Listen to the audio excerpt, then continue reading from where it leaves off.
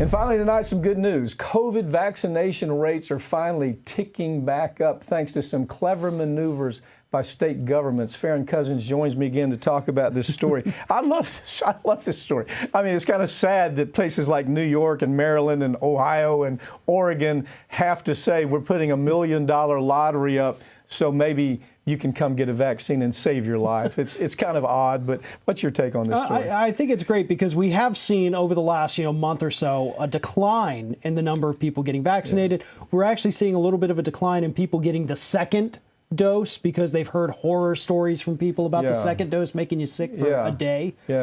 So states are like, listen, okay, we're going to do whatever it takes to get things back to normal, to get people safe, and to stop the death toll. So how about we offer you $1 million? You go get your 2 vaccines, you submit your little card, we enter your name for a drawing for $1 million. I think it's a wonderful idea. I do too. I think it's causing people to get vaccinated. It's peculiar, but it is it's working. Okay. Yes. Look, what you have is about 13 or 14% of the American public who say under no circumstances will they get a vaccine. I don't know that you're going to move into that area. But the truth is you don't need to. You need about a 70% saturation with either people who have already had COVID or they're getting the vaccine. When you reach that kind of number, you're in pretty good shape, aren't you? You are. And so, we could be hitting that 70 to 80 mark, hopefully this year.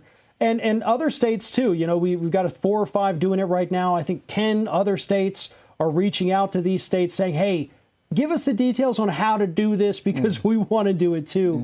And of course, nothing motivates people more than money, especially here in the United States. It's what makes the world turn. It creates a buzz, doesn't it? Yeah, it does. It creates a buzz. And look, in support of some of the folks that don't show up, a lot of them have reasons, okay? They're worried about the fact if they show up and they get sick, they're going to lose work. They're worried about the fact because they can't be totally sure that there's not something unusual about their chemistry that's going to cause some aberrational kind of result. And I understand that. But I think what this does is at least says, take another look at it. And what you're going to at least see is a short-term increase, aren't you?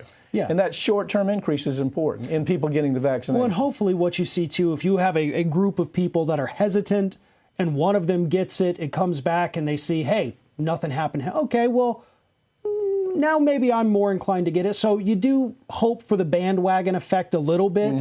And really, that's what we have to do at this point. Because all the people who were diehard, ready to get the vaccine, I know you and I among those people. I didn't need a lottery, brother. Right. So we've kind of run out of the enthusiastic people. And now we've just got to convince everybody else, hey, we all want to get back to normal. And this is the fastest way to do it. Farron Cousins, thank you for joining me, okay? Thank you.